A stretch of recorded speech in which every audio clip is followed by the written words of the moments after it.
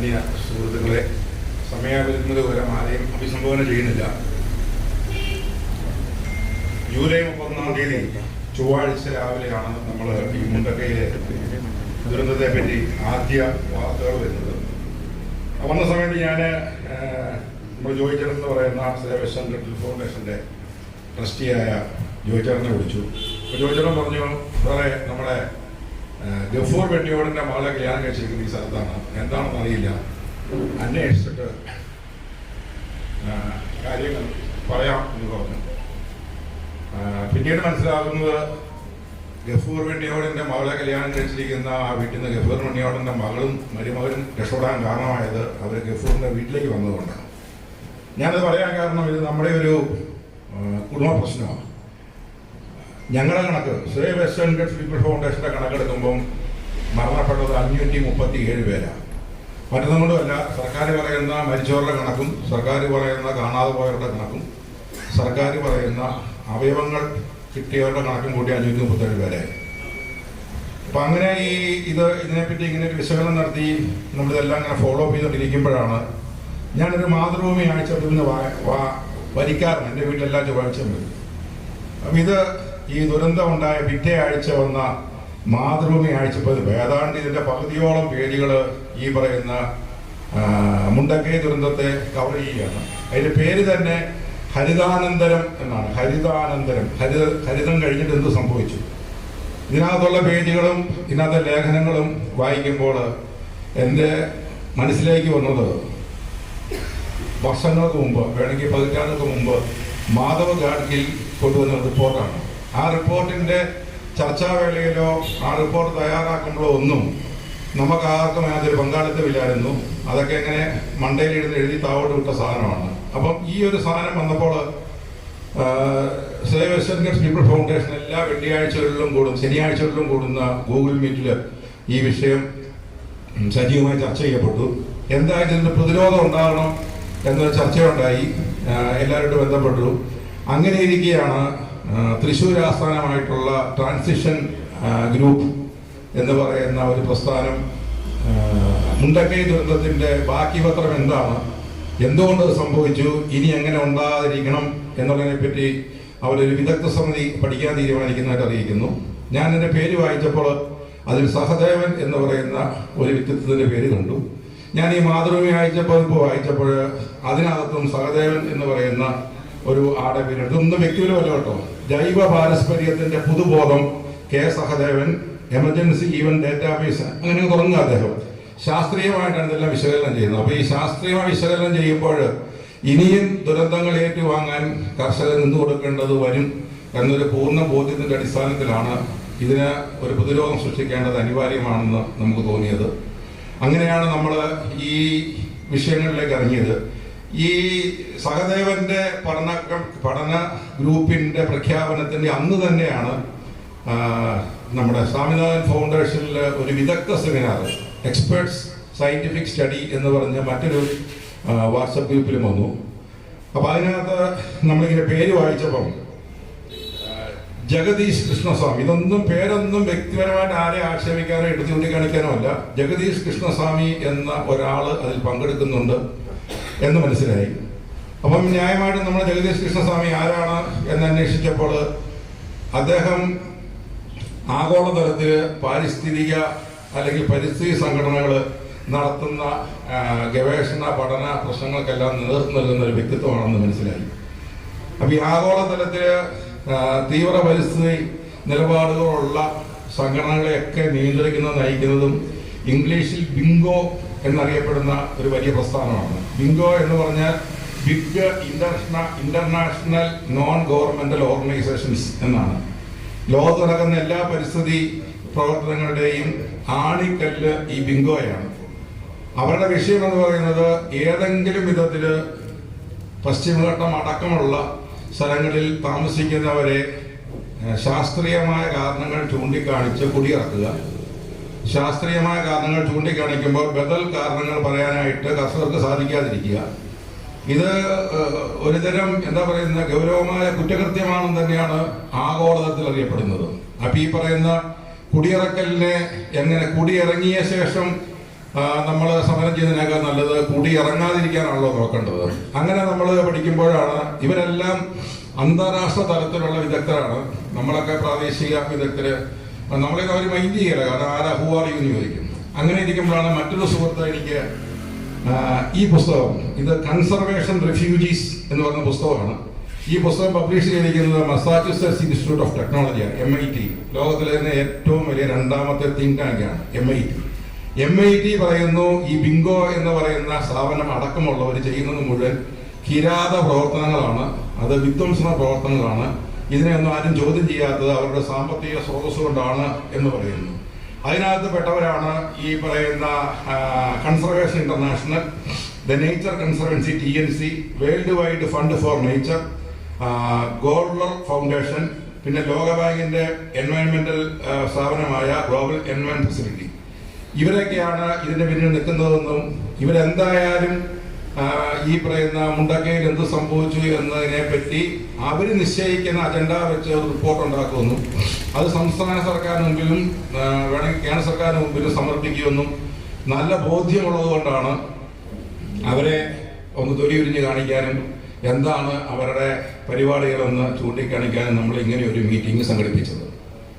July 31-ാം തീയതി ഈ ദുരന്തം ഉണ്ടായ അന്ന് തന്നെ നമുക്ക് മറ്റൊരു കാര്യം ശ്രദ്ധയിൽപ്പെട്ടു. എവിടെ പരിസ്ഥിതിവാദികൾ ഉണ്ടോ അവർക്കെല്ലാം അവർ കേസ് നടത്തുന്നതെല്ലാം 25 ലക്ഷം രൂപ 30 ലക്ഷം രൂപ ഫീസ് മേടിക്കുന്ന അതിപ്രശസ്തരായ അഭിഭാഷകരാണ്. ഇപ്പൊ എറണാകുളത്തെ കേരള ഹൈക്കോടതിയിൽ പോലും കേസ് വാദിക്കുന്ന ലക്ഷങ്ങൾ ഫീസ് വാങ്ങുന്നവരാണ്. ആ കേസ് കൊടുക്കുന്നവർക്ക് അതിനുള്ള വരുമാനം ഒരു വർഷത്തിൽ പോലും ലഭിക്കുന്നില്ല. അങ്ങനെ അന്വേഷിച്ചപ്പോഴാണ് നമ്മൾ മനസ്സിലായത്, ഈ ഗവേഷണം എന്ന് പറഞ്ഞ് ഒരു ഫണ്ടിങ് കൊടുക്കുക, ആ ഗവേഷണത്തിൽ കൂടെ വരുന്ന ഫണ്ടിന്റെ ഒരു ഭാഗം ഗവേഷകനെടുക്കുക, മറുഭാഗം ഇതുകൊണ്ട് പരിസ്ഥിതി സംരക്ഷണ പ്രവർത്തനങ്ങൾക്ക് വേണ്ടി ഉപയോഗിക്കുക. അങ്ങനെ ഒരു തിരിച്ചറിവ് ഉണ്ടായതുകൊണ്ട് തന്നെ പ്രത്യേകിച്ച് ഗഫൂർ വെണ്ണിയോടിന്റെ കുടുംബവും യാഹിയാക്കാൻ അടക്കമുള്ള നമ്മളുമായിട്ട് ബന്ധപ്പെട്ട എല്ലാവരും, അല്ലെങ്കിൽ സേവ് വെസ്റ്റേൺ പീപ്പിൾ ഫൗണ്ടേഷനുമായിട്ട് ബന്ധപ്പെട്ട ഒത്തിരിയേറെ ആൾക്കാർക്ക് നേരിട്ട് ബന്ധമുള്ള ഒരു ദുരന്തമാണ് മുണ്ടക്കയിലെന്ന് ബോധ്യപ്പെട്ടുകൊണ്ട് മാത്രമാണ് നമ്മൾ അതീവ ഗൗരവത്തോടെ ഈ വിഷയത്തിൽ ഇടപെടാൻ തീരുമാനിച്ചത്. അതിന്റെ ഭാഗമായി 31-ാം തീയതി തന്നെ ചൊവ്വാഴ്ച ഈ ദുരന്തം വന്നു എന്നറിഞ്ഞപ്പോൾ തന്നെ നമുക്ക് വേണ്ടി കേസ് വാദിക്കുന്ന ഹൈക്കോടതിയിലെ അഭിഭാഷകൻ അഡ്വക്കേറ്റ് ജോൺസൺ മണിയാനി ഇന്ന് ഉച്ചയ്ക്ക് വിളിച്ചിട്ട് പറഞ്ഞു, ഇതിങ്ങനെ വിട്ടാൽ ശരിയാകില്ല, നമുക്കൊരു കാര്യം ചെയ്യാം, നമുക്ക് ഈ മുണ്ടക്കൈ ദുരന്തത്തിന്റെ എന്താ പറയുന്ന പുനരധിവാസവും അവരെ എങ്ങനെ പുനരധിവസിപ്പിക്കുന്നു, അവരെ എങ്ങനെ രക്ഷിക്കുന്ന കാര്യത്തെ പറ്റി കോടതിയുടെ ഇടപെടൽ വേണം എന്ന് പറഞ്ഞ് നമുക്കൊരു കത്ത് കൊടുക്കാമെന്ന് പറഞ്ഞു. ഞാൻ പറഞ്ഞ ആയിക്കോട്ടെ സാറേ എന്ന് പറഞ്ഞു. സാർ എൻ്റെ പേരിൽ ഒരു കത്ത് കൊടുത്തു. ആ കത്ത് പിന്നീട് ഹൈക്കോടതിയിൽ സുമോട്ടോ പെറ്റീഷനായിട്ട് പരിഗണിച്ചു. ഇപ്പം അതെല്ലാ വെള്ളിയാഴ്ചയും രാവിലെ ഫസ്റ്റ് കേസ് ഈ മുണ്ടക്കൈ ദുരന്തത്തെ പറ്റിയുള്ളതാണ്. നിങ്ങളെല്ലാം വായിച്ചു കാണുമല്ലോ. കഴിഞ്ഞ ആഴ്ച കോടതി പറഞ്ഞു ദുരന്തത്തിൽ ആശുപത്രി കിടക്കുന്ന ഒരാളിൽ നിന്നും പണം വാങ്ങാൻ പാടില്ല, ആ പണം കൊണ്ട് സർക്കാരാണെന്ന് പറഞ്ഞു. അങ്ങനെ എന്തായാലും വലിയൊരു ഫോളോ അപ്പ് ഉണ്ട്. കോടതി ആ കേസ് സ്വമേധയാ എടുത്തു. പരാതിക്കാരനായ എന്നെ 9ാമത്തെ കക്ഷിയാക്കി. സാധാരണ സംഭവിക്കുന്ന പോലെ എല്ലാ പരിസ്ഥിതി സംഘടനകളും വലിയ വൻകിട അഭിഭാഷകരെ വെച്ച് ആ കേസിൽ കക്ഷി ചേരാൻ ശ്രമിച്ചു. അപ്പൊ കോടതി ഒരു കാര്യം പറഞ്ഞു, ഇത് തുടങ്ങിയിട്ട് 31-ാം തീയതി സംഭവിച്ചു, ഒരു മാസമായിട്ട് ആരും ഇങ്ങോട്ട് വന്നില്ലല്ലോ. ഇവിടെ വന്നൊരു പരാതിയുണ്ട്, ആ പരാതി പൊതുജനങ്ങളുടെ പരാതിയായിട്ട് പരിഗണിക്കും. പിന്നെ ബാക്കി സർക്കാർ, കേന്ദ്ര സംസ്ഥാന സർക്കാരുകളുടെ വിവിധ വകുപ്പുകളുണ്ട്, അവരും മതി. ഇനി ഒരു പരിസ്ഥിതിക്കാരനെയും ഒരു ആളെയും ഈ കേസിൽ കക്ഷി ചേരാൻ ഉദ്ദേശിക്കുന്നില്ല. നിങ്ങൾക്ക് വല്ലതും പറയാനുണ്ടെങ്കിൽ അമിക്കസ് ക്യൂറി ഉണ്ട്, അമിക്കസ് ക്യൂറിയോട് പറഞ്ഞോളാം, പറഞ്ഞ ആ കേസ് അവസാനിപ്പിച്ചു. അതുകൊണ്ട് ആ ഒരു ഇടപെടൽ അവർക്ക് അസാധ്യമായി. അങ്ങനെ എനിക്ക് കഴിഞ്ഞ തിങ്കളാഴ്ച വിശദമായ ഒരു പെറ്റീഷൻ കൊടുക്കാൻ പറഞ്ഞതിന്റെ പേരിൽ നമ്മൾ 74 പേജുള്ള ഒരു റിപ്പോർട്ട് ഈ മുണ്ടക്കൈ ദുരന്ത പശ്ചാത്തലത്തെ പറ്റി സാധിക്കാവുന്ന എല്ലാ മാനങ്ങളും ഉൾക്കൊണ്ടുകൊണ്ട് നമ്മൾ സമർപ്പിച്ചു.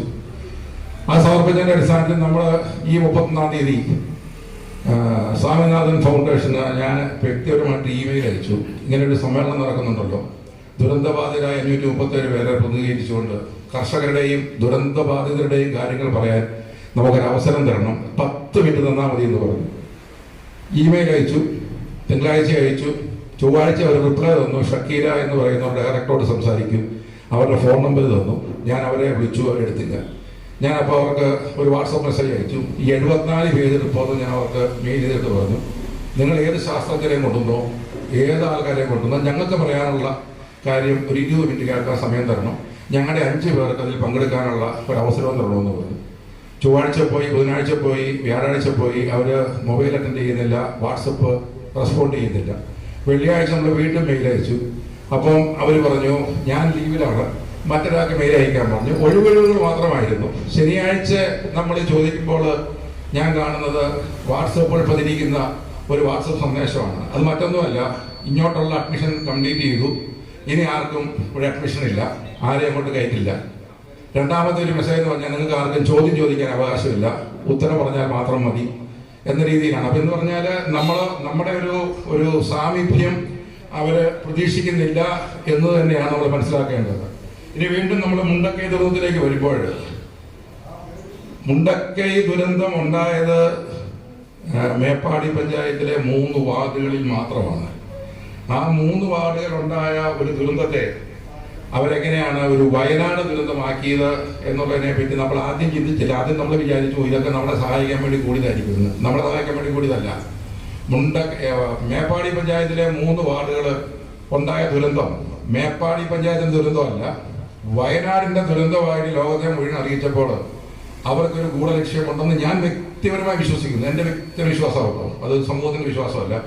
വയനാടിനെ എങ്ങനെയെങ്കിലും ഒഴിവാക്കുക, വയനാട്ടിലേക്കുള്ള ആൾക്കാരുടെ സഞ്ചാരം ഇല്ലാതാക്കുക, വയനാടിനെ കൂട്ടിപ്പിടിച്ച് പരമാവധി ആൾക്കാരെ കുടിയൊഴിപ്പിക്കുക എന്നുള്ള ഒരു തന്ത്രമാണെന്നാണ് ഞാൻ വ്യക്തിപരമായി വിശ്വസിക്കുന്നത്. ഇനി മുണ്ടക്കയെയും വയനാടിനെയും ഒറ്റപ്പെടുത്തുന്ന ഒരു കാര്യം മനസ്സിലാക്കണം. സംസ്ഥാന സർക്കാർ 2016 അംഗീകരിച്ച സ്റ്റേറ്റ് ഡിസാസ്റ്റർ മാനേജ്മെന്റ് പ്ലാനിനകത്ത് എവിടെയൊക്കെയാണ് കേരളത്തിൽ ഉരുൾപൊട്ടാൻ സാധ്യതയുണ്ടെന്ന് കൃത്യമായിട്ട് അവർ തന്നെ എഴുതിയിട്ടുണ്ട്. ഇതൊന്നും നമ്മുടെ കണ്ടെത്തലുകളല്ല. സംസ്ഥാന സർക്കാരിന്റെ ഔദ്യോഗിക രേഖകൾ പ്രകാരം സംസ്ഥാനത്തെ 14 ജില്ലകളിൽ ദുരന്ത സാധ്യത, അതായത് ഉരുൾപൊട്ടൽ മലയിടിച്ചിൽ ദുരന്ത സാധ്യതയുള്ള 8ാമത്തെ ജില്ല മാത്രമാണ് വയനാട്. അപ്പൊ ഈ ദുരന്ത സാധ്യതയുള്ള എട്ടാമത്തെ ജില്ലയായ വയനാട്ടിലുണ്ടായ ഒരു ദുരന്തത്തെ പറ്റി ഇവർ ഇത്രയേറെ വിഷമിക്കണമെങ്കിൽ അതിലെന്തോ ഒരു ഗൂഢലക്ഷ്യമുണ്ടെന്ന് തന്നെ നമ്മൾ കാണണമല്ലോ. ഈ നമ്മുടെ ഉരുൾപൊട്ടൽ മണ്ണിടിച്ചിൽ ദുരന്തത്തിൽ ആദ്യമേ നിൽക്കുന്ന ജില്ല ഇടുക്കിയാണ്. പിന്നെ പാലക്കാടുണ്ട്, മലപ്പുറം ഉണ്ട്, പത്തനംതിട്ട, കണ്ണൂർ, കോഴിക്കോട്, തൃശ്ശൂര് കഴിഞ്ഞിട്ടാണ് ഈ വയനാട് വരുന്നത്. അപ്പം അതും വയനാട്ടിലെ 3 താലൂക്കുകളിലെ ഒരു താലൂക്ക് പോലും ഹൈലി സെൻസിറ്റീവ് ആയിട്ടുള്ള ദുരന്ത മേഖലയല്ല, ഈ അപകടം ഉണ്ടായ സ്ഥലം പോലും അല്ല. അപ്പൊ അങ്ങനെയുള്ള സാഹചര്യത്തിൽ ഈ പറയുന്ന സർക്കാർ പറയുന്ന ദുരന്ത നിവാരണ പദ്ധതികൾ, സർക്കാർ ശാസ്ത്രീയമായി കണ്ടെത്തുന്ന ദുരന്തങ്ങൾ ഒക്കെ എത്രമാത്രം നമ്മളെ സഹായിക്കും എന്നുള്ളതിനെ പറ്റി നമ്മൾ കൃത്യമായിട്ട് ചിന്തിക്കേണ്ടതുണ്ട്. നിങ്ങൾ 31-ാം തീയതിക്ക് ശേഷം കഴിഞ്ഞ ഒരു ഓഗസ്റ്റ് 20-ാം തീയതി വരെയുള്ള 20 ദിവസത്തെ പത്രം വായിച്ചാൽ എൻ്റെ വ്യക്തിപരമായ ശ്രദ്ധയിൽ 17ഓളം പഠനങ്ങൾ ശ്രദ്ധയിൽപ്പെട്ടു. ഇതിക്ക് മുമ്പുണ്ടായ ദുരന്തങ്ങളെ, കവളപ്പാറ, പിന്നെ പെട്ടിമുടി, ഈ ദുരന്തങ്ങളെയൊക്കെ അടിസ്ഥാനമാക്കി അതിന് ശേഷം ഉണ്ടായിട്ടുള്ള കണ്ടെത്തലുകളായിട്ട് ആ ഒരു ശാസ്ത്രീയ കണ്ടെത്തലിനും നമ്മുടെ മുണ്ടക്കൈ ദുരന്തത്തെ തടയാനോ പ്രതിരോധിക്കാനോ മുൻകൂട്ടി അറിയപ്പെടുത്താനോ സാധിച്ചില്ല എന്നുള്ളത് ഈ വേദിയിൽ നമ്മൾ പറയുമ്പോൾ അത് ശാസ്ത്രത്തിന്റെ പരാജയമായി തന്നെ കണക്കാക്കേണ്ടതുണ്ട്. ഇനി അത് പോട്ടെ, 2019 കേരളത്തിലെ ഒരു പ്രശസ്തമായ സർവകലാശാലയായ കൊല്ലത്തെ അമൃത യൂണിവേഴ്സിറ്റി ഈ ദുരന്തങ്ങൾ എങ്ങനെ തടയാം എന്നതിനെ പറ്റി അവർ 8 വർഷം ഗവേഷണം നടത്തി. 2019 ഒരു കണ്ടുപിടുത്തം നടത്തി. 4000 സ്ക്വയർ കിലോമീറ്റർ ഉള്ള ഒരു പ്രദേശത്ത് എങ്ങനെ ദുരന്തങ്ങൾ തടയാനാവും, എങ്ങനെ മുൻകൂട്ടി പ്രതിരോധിക്കാനാവും എന്നുള്ള ഒരു കണ്ടുപിടുത്തം നടത്തി. 2019 തന്നെ സംസ്ഥാന സർക്കാരിന് സമർപ്പിച്ചു. അതേ സമയത്ത് അവർ സിക്കിം സർക്കാരിന് സമർപ്പിച്ചു. സിക്കിം സർക്കാർ അവരുടെ ഈ പരിപാടി അവിടെ നടപ്പിലാക്കി. സിക്കിമിലെ പല ദുരന്തങ്ങളെ മുൻകൂട്ടി ചൂണ്ടിക്കാണിക്കാൻ ഒഴിവാക്കാനും പറ്റി. അപ്പൊ 2019 2024 വരെ 50 ലക്ഷം രൂപയുടെ ചെലവാകും എന്നതിന്റെ പേരിൽ ആ ഒരു പരിപാടി ദുരന്തമുണ്ടാകുമെന്ന് ബോധ്യപ്പെടുന്ന ഇടുക്കിയിലും വയനാട്ടിലെങ്കിലും നടത്താതിരുന്നെങ്കിൽ അതിന്റെ ഒരു ധാർമ്മിക ഉത്തരവാദിത്വം നമുക്ക് ആർക്കും പിന്തിരിയാനാവില്ല എന്നുള്ള കാര്യത്തെ പറ്റി നമ്മൾ മനസ്സിലാക്കണം. ഞാൻ നേരത്തെ പറഞ്ഞതുപോലെ തന്നെ എല്ലാ ദുരന്തങ്ങളും പരാജയപ്പെടാനുള്ള കാരണം ശാസ്ത്രീയമായി കണ്ടെത്തിയ കണ്ടെത്തലുകളൊന്നും പ്രായോഗിക പദ്ധതിയിലേക്ക് നമുക്ക് കൊണ്ടുവരുവാൻ ആകാത്തതുകൊണ്ടാണ് എന്നുള്ളത് കൃത്യമാണ്. ഇനി ഞാൻ അവസാനിപ്പിക്കുകയാണ്. ദുരന്തം കഴിഞ്ഞു, 537 പേരുടെ ജീവൻ നഷ്ടപ്പെടുകയോ കാണാതാവുകയോ ചെയ്തു. നമ്മളെല്ലാ പദ്ധതിയും വായിച്ചു. കവളപ്പാറയിലും പെട്ടിമുടിയിലും ഉണ്ടായതുപോലുള്ള ഒരു പുനരുദ്ധാരണമല്ല കവളപ്പാറയിൽ, അല്ല നമ്മുടെ ഇവിടെ വേണ്ട മുണ്ടക്കൈയിൽ വേണ്ടത്. അതിന് കാരണം ഇവിടെ ലളിതമാണ്. നമ്മളെല്ലാം ആ ദുരന്തഭൂമിയിലെ വീടുകളെ പറ്റി കണ്ടു. ഒരു കോർപ്പറേഷന്റെയോ ഒരു മുനിസിപ്പാലിറ്റിയോ ഒരു വാർഡിൽ ഉള്ളത് മാത്രം വ്യത്യസ്തമായ വീടുകളാണ് ദുരന്തത്തിൽപ്പെട്ടത്. ആ 3000 സ്ക്വയർ ഫീറ്റ് തുടങ്ങി 1000 സ്ക്വയർ ഫീറ്റ് വരെ സ്വന്തമായി വീടുണ്ടാക്കി ജീവിച്ച ഒരു ജനസമൂഹത്തോട് ഞങ്ങൾ 1000 സ്ക്വയർ ഫീറ്റിന് ഒരു വീട് തരാം, നിങ്ങൾ അവിടെ ഒന്ന് താമസിക്കൂ, ഞങ്ങൾ വീട് നിശ്ചയിച്ചോളാം എന്ന് പറയുന്നത് ഒരു കാരണവശാലും ഈ ദുരന്തബാധിതരെ വിശ്വാസത്തിലെടുത്തുകൊണ്ടുള്ള കാര്യങ്ങളല്ല. ദുരന്തമുണ്ടായ ആ മേഖലയിലെ പഞ്ചായത്തിന്റെ പ്രവർത്തനവും കുടുംബശ്രീയുടെ പ്രവർത്തനവും എല്ലാം മാതൃകാപരമാണെങ്കിൽ അവിടെയുള്ള ജനസമൂഹത്തിന്റെ വ്യത്യസ്തമായ രേഖകളും അവരുടെ എല്ലാ വീടിന്റെ അളവടക്കമുള്ള എല്ലാ കാര്യങ്ങളും നമ്മുടെ സർക്കാരിൻ്റെ ഉണ്ടല്ലോ. അവരെ വിളിച്ച് സംവാദിച്ച് അവരോട് അവരുടെ കാര്യങ്ങൾ കണ്ടെത്തി അവരാഗ്രഹിക്കുന്ന രീതിയിൽ അല്ലെങ്കിൽ അവർക്കുണ്ടായിരുന്നതും നഷ്ടപ്പെട്ടതുമായ ഇൻഫ്രാസ്ട്രക്ചർ വീടടക്കമുള്ളത് അതിനേക്കാൾ മികച്ച രീതിയിൽ കൊടുക്കുക എന്നുള്ളതായിരിക്കണം മുണ്ടക്കൈ പുനരധിവാസത്തിന്റെ ഉത്തരവാദിത്വം. ഞാൻ ഈ പത്രവാർത്ത എല്ലാം കൊടുത്ത് ഹൈക്കോടതി റിപ്പോർട്ടിൽ പറയുന്നു 1000 വീടുകൾ HRMS സംഘടന ഉണ്ടാക്കി കൊടുക്കാമെന്ന് പറഞ്ഞു. ഓഫർ ആട്ടോ അത്. അതിനകത്ത് ഡബിൾ റൂം, 2 ബെഡ്റൂം, ഒരു വരാന്ത, ഒരു കിച്ചൺ, ഒരു ഡൈനിങ് ഹാള്, ബാത്ത് റൂം, അത് കൂടാതെ പുറത്തൊരു ഔട്ട് ഹൗസ്, അങ്ങനെ 1000 വീടുകൾ സ്ഥലം കാണിച്ചു തന്നാൽ ഉണ്ടാക്കി കൊടുക്കാമെന്ന് പറഞ്ഞു. KPCC ആ 100 വീടിന്റെ കാര്യം പറഞ്ഞു. കർണാടക സർക്കാർ 100 വീടിന്റെ കാര്യം പറഞ്ഞു. കേരള കാത്തലിക് ബിഷപ്സ് കോൺഫറൻസ് 100 വീടിന്റെ കാര്യം. 100ന് മുകളിൽ പറഞ്ഞ് ഞാൻ വേണ്ടി പറഞ്ഞത്. അങ്ങനെ 1300, അല്ലാതെ ഒരു 1000 വീട്. ദുരന്തത്തിൽ വീട് നഷ്ടപ്പെട്ടവരുടെ പരമാവധി കണക്ക് 1200 ഉള്ളൂ. അപ്പൊ അത് ക്രോഡീകരിച്ച് ഈ വന്ന ഓഫറുകളെല്ലാം നടപ്പിലാക്കിയാൽ മുണ്ടക്കയിൽ നഷ്ടപ്പെട്ട എല്ലാവർക്കും ഒരു വീടിന് പകരം 1.5 വീടെങ്കിലും കിട്ടും. അതോടെ നിൽക്കട്ടെ. ഈ ദുരന്തത്തെ പറ്റി മുഖ്യമന്ത്രി ദുരിതാശ്വാസ നിധിയിൽ ഇതുവരെ കിട്ടിയത് 287 കോടി രൂപയാണ്. അതിൽ ഇതുവരെ ചെലവാക്കിയ തുകയുടെ കണക്ക് നമ്മൾ എടുത്തു. 6 ലക്ഷം രൂപ മരിച്ചവർക്ക് കൊടുത്തു. വാടക വീടിന് 6000 രൂപ വെച്ച് കൊടുക്കുന്നു. അങ്ങനെ 6 മാസത്തേക്ക് വാടക വീടിനോട് എത്ര രൂപ ആവും? ഇതെല്ലാം കൂട്ടിയപ്പോൾ 26 കോടി രൂപയെ ദുരന്ത സംബന്ധമായി ചിലവായിട്ടുള്ളൂ. പിന്നെ ഒരു ദുരന്തത്തെ നേരിടാനായിട്ട് സർക്കാർ മെഷീനറി ഉപയോഗിക്കുന്നതിന്റെ കോസ്റ്റിനെ ഒന്നും ദുരന്ത നിവാരണ ഫണ്ടിൽ നിന്നോ ജനങ്ങളിൽ നിന്ന് ഈടാക്കാൻ സർക്കാരിന് അവകാശമില്ലല്ലോ. അത് സർക്കാരിന്റെ മെഷീനറി അല്ലേ. അപ്പൊ ദുരന്തത്തിൽ കൊടുത്ത് 26 കോടി കഴിഞ്ഞാൽ 270 കോടിയുണ്ട്. അത് ഓരോരുത്തർക്കും വീതിച്ചു കൊടുത്താൽ തന്നെ 1000 വീട്ടുകാർ വീതിച്ചു കൊടുത്താൽ 30 ലക്ഷം രൂപ കൊടുക്കാൻ പറ്റും. അപ്പൊ നമ്മള് പുനരാലോചിക്കേണ്ടതും നമ്മള് സമരരംഗത്തായിരിക്കേണ്ടതും മുന്നോട്ട് പോകേണ്ടതും ആ ദുരന്തബാധിതരെ കേട്ട ശേഷം മാത്രമേ ദുരന്ത പുനരധിവാസം ഉണ്ടാകൂ എന്നുള്ള ഒരു കാര്യത്തിലേക്കാണ്. അതിലിപ്പോൾ എന്റെ സ്വദേശം പാലായാണ്, കോട്ടയം ജില്ലയാണ്. ഇവിടെ ഇരിക്കുന്ന എല്ലാവരും പല ജില്ലകളിൽ നിന്ന് വന്നവരാണ്. അത് മറ്റൊന്നിനും വന്നതല്ല, നിങ്ങളോട് ഐക്യദാർഢ്യം പ്രകടിപ്പിക്കാനും നിങ്ങളുടെ ദുരന്തങ്ങളിൽ പങ്കാളിയാകാനും ആ വേദനയിൽ പങ്കാളിയാകാനും പരമാവധി എത്രമാത്രം ഞങ്ങളാൽ പറ്റുന്ന രീതിയിലുള്ള റീബിൽഡിംഗ് നടപ്പിലാക്കും എന്ന് നിങ്ങളോട് പറയാൻ വേണ്ടി മാത്രമാണ്. പക്ഷേ ഇതിന്റെ പ്രധാനപ്പെട്ട ഉത്തരവാദിത്വം ഇവിടെ ഇരിക്കുന്ന മുണ്ടക്കൈ നിവാസികളോ കൽപ്പറ്റ നിവാസികളോ എല്ലാവർക്കുമാണ്. നിങ്ങൾ കണ്ണിൽ എണ്ണ ഒഴിച്ചിട്ട് സൂക്ഷ്മതയോടെ മുന്നോട്ട് പോകുന്ന ഓരോ കാര്യങ്ങളും അനുദിനം നിങ്ങൾ റിവ്യൂ ചെയ്യുകയും എവിടെയാണ് പാളിച്ചയുള്ളതെന്ന് അറിയുകയും ചെയ്തിട്ട് അത് പ്രത്യേകിച്ച് ഇപ്പോൾ ഒരു കോടതിയുടെ നിരീക്ഷണമുള്ള ഒരു സാഹചര്യത്തിൽ ആ കോടതി കൊണ്ടെത്തിക്കാനായാൽ നിങ്ങൾ ആഗ്രഹിക്കുന്ന രീതിയിൽ ഒരു പുനരധിവാസം ഉണ്ടാകും. അതിനായിട്ടുള്ള എല്ലാ ശ്രമങ്ങളും ഞങ്ങളുടെ എല്ലാവരുടെയും ഭാഗത്തുനിന്നുണ്ടാകും എന്ന് പ്രഖ്യാപിക്കുകയും ഈ ഒരു വിഷയത്തിൽ നിങ്ങളുടെ ഇടപെടലുകൾ ഉണ്ടാകണമെന്നും പ്രാർത്ഥിക്കുകയും ചെയ്തുകൊണ്ട്, അല്ലെങ്കിൽ ഒരു ദുരന്തം ഉണ്ടാകുമ്പോൾ ദുരന്തബാധിതനെ സഹായിക്കുന്നതാണ് ഏത് മതത്തിന്റെയും ഏറ്റവും മികച്ച സുഹൃത്തും. അപ്പൊ അതുകൊണ്ട് ആ സുഹൃത്തിന്റെ ഭാഗമാകാനായിട്ട് മുണ്ടക്കൈക്കാരൊത്ത് നടന്ന് മുണ്ടക്കൈക്കാരെ പൂർണ്ണമായിട്ട് പുനരധിവസിപ്പിക്കാനുള്ള ശ്രമത്തിൽ പങ്കാളികളാകാൻ നമുക്കെല്ലാം ഒന്നിച്ച് നിൽക്കാം എന്ന് പറഞ്ഞുകൊണ്ട് ഈ യോഗം ഉദ്ഘാടനം ചെയ്തതായിട്ട് പ്രഖ്യാപിക്കുന്നു. നന്ദി, നമസ്കാരം.